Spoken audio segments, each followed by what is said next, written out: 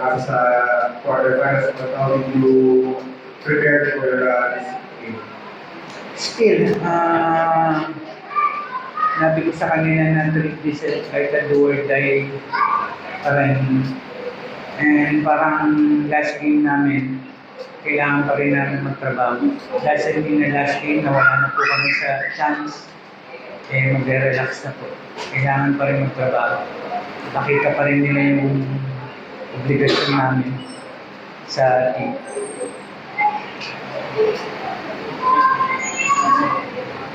Well, pero ako yung kasama ko lang po yung conference mo, yung nanggaran po na yung nakapasok sa games, ano po yung may positives in this topic. But for us, guys,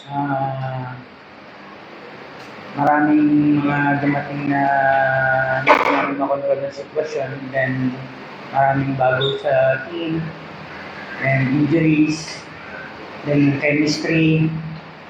Talagang hindi we didn't perform talaga. Siguro it's all our fault talaga. We need to accept this kind of situation na nangyari sa amin. Nothing to do but to recover, to focus on the future. Hindi ko. Tapos gawin conference nito na paano lang po yung magiging isura or magiging ganap ni converge prior to preparation po for the third conference. Is going to be another busy season po ba or ano? Kakaroon lang ng konting break, then balik na ulit sa practice. And siguro yung naging problema namin regarding import, dapat hindi makulit. Kailangan bigyan namin ng time talaga yung paghahanap ng import. What do you think? Alam natin, obviously, yung gusto nyo sana finish kasi medyo kasi coming off a quarterfinal campaign, Philippine Cup, just literally minutes away from the advancing to the series. Ano yun ang tinatake ko ganitong lesson entering the third conference kay Junior Year? Yeah, definitely. I feel like napakaraming lessons na natutunan namin this itong last conference. I don't want to give any reasons or excuses, but I think it's up to us how we're going to recover from it. So I feel like if we just stay optimistic and just continue to work together, and I believe good things will about to happen next conference. So if we just stick together, especially through the highs and lows.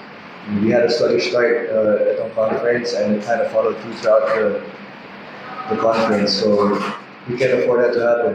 And I mean, so I don't want to give any excuses. Injuries man yan, or kulang sa chemistry. I think it's our job to kind of work in this way. So.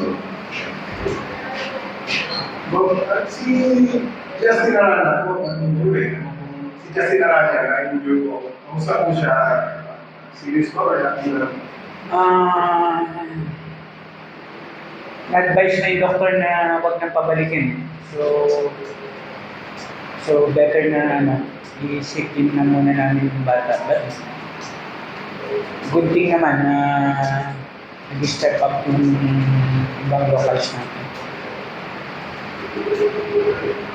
Thank you po. Thank you.